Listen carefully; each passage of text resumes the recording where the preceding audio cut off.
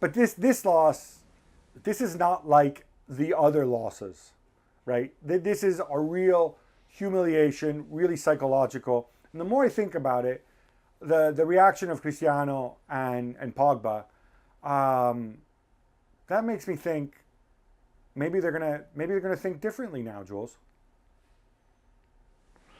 I think the only way, I still think they look at the Man United shares before the results.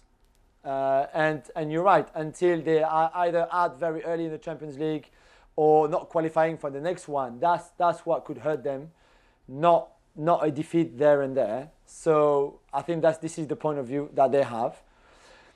I think what can change is if the players now are saying, okay, this is enough now. This can't go on anymore. We can't have him as a manager. Because, and I think it must be similar in a lot of industries, in a lot of jobs and work and whatever. You know if the guy who's above you is good or not.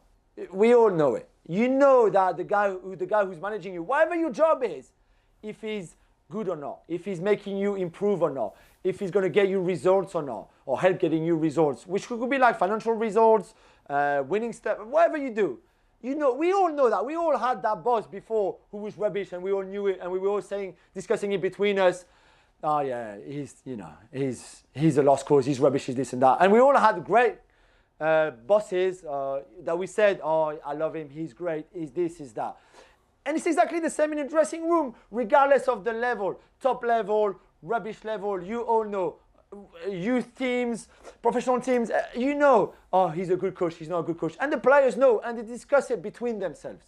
So for me, the only thing that can change now is if those players are saying, this can't go on anymore. You know, if Cristiano says, listen, I mean, I've worked with so, and so, this is not up to the task. This is not up to the standard that a club like United should have. I don't know, maybe he thinks that Solskjaer is great, and he's doing a good job, and he's a great manager. Maybe I'm just wondering what's going on right now between the players. I'm not talking the WhatsApp group that Solskjaer and the staff have access to. I'm talking to the WhatsApp group that only the players have. I'm talking to the conversation that you have between players, either privately at home or at the training run, on the training pitch, all of that. I'm just wondering what they're talking about. But for sure, I can tell you that they're not saying, oh, this guy is as good as Klopp and Guardiola and so on. Hey, to be honest, on Cristiano, I don't think he's had a manager he really loved and respected. He's had managers he's respected. Maybe he's had managers he's loved. But I don't think he's had managers he's loved and respected since he left Real Madrid. But Gab, do you see what I mean? Yeah. What could change? Only the player's voice now could make them change. Yeah, and even in that. Maybe he's safe. No, but Jules, you make a great point. You talk about player's voice, right? So, what players? Because we're talking about, because I don't know, it would have to be players where the club is very invested in, right? The club are not very invested in Paul Pogba because he has a contract sitting there and he's out of contract in June. You know, they can say they're very invested in Cristiano, but, you know, ultimately, it's a 2 years deal. He turns 37 years old in February. You know, they're obviously not building the club around Cristiano. It would need to be other players who are important at this club and who are listened to. Could it be Varane? Probably not, because he just arrived and because he wasn't part of this debacle. Could it be Maguire with his ups and downs? I don't think it's going to be Greenwood. He's too young. I mean, you're basically talking about Bruno, Rashford, McTominay, guys like this. I don't see McTominay being one to rock the boat. I don't think he has the status, frankly, to do that. Rashford possibly, but he just came back. And Bruno, you know, let's not forget where Bruno comes from. Let's not forget, you know, that Bruno is not a guy who grew up a superstar. He's a guy who became a superstar. And I don't know if it fits his personality. Yeah. So I genuinely don't know what's going to happen there. But I'll tell you what, and this is one thing that bugs me about Solskjaer. Wow. I like him enough, and he's been humble and whatever until recently, when I think he's generally said some stuff that I think was spiky and you don't expect to hear from him. I don't like it when people talk about, well, we're building something. Look at what we're building, okay? Because he's been there for 3 years. It's going to be 3 years on December 19th that he's been in charge. Yeah. And when you look at this team and what they've built and where they are, right?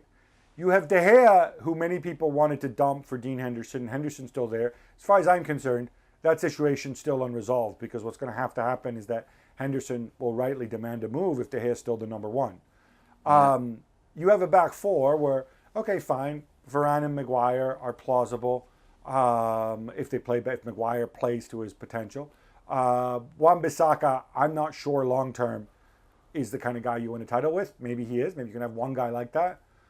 Luke Shaw, I'm not on the bandwagon. He seems like a very likable guy. He has his moments, but he also has massive pauses. In midfield, if Pogba leaves, and as of right now he's leaving, they're going to have to sign not that one midfield superstar we all talked about before. They're going to have to sign two of them, right? Because Matic isn't getting any younger either. Fred isn't getting any better. Yeah. So they're going to need two guys there at a minimum in midfield. You're not building anything if you have Cristiano Ronaldo, because the reality is Cristiano Ronaldo is for the present. Cristiano Ronaldo is not your future.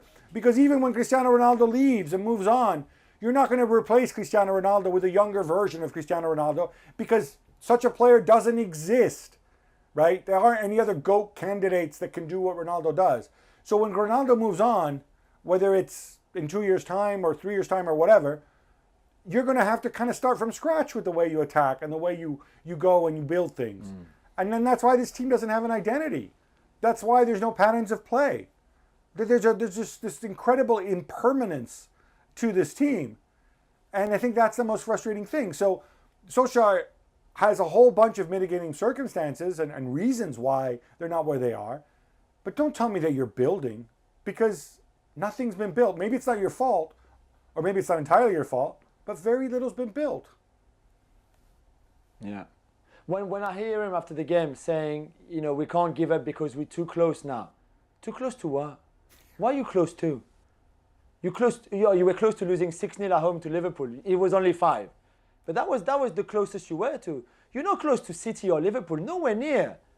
So when he says to the whole country and the United fans especially, and trust me, my train back was full of them who had to stand up, by the way, after seeing their team being thrashed 5-0. They spent 2.5 hours standing up on the train because it was so packed, there was no seats for them. And then you hear him saying, we can't give up because we're too close. But too close to what? What are you close for? Or to, or whatever you say. You're not close of anything.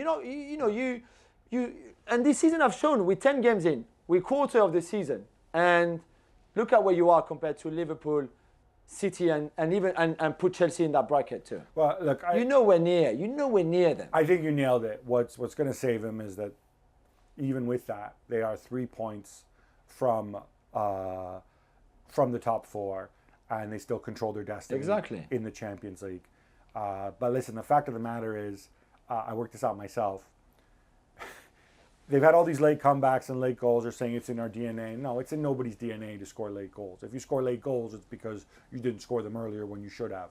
All season long, if games ended at the 80th minute, they would have won 2 games this season. Just 2 games. One against Newcastle, and the other one was Leeds on opening day. That's it. 2 games, and we're in late October. Okay? So that is crazy. To me, that is the biggest indictment. Final point on Liverpool.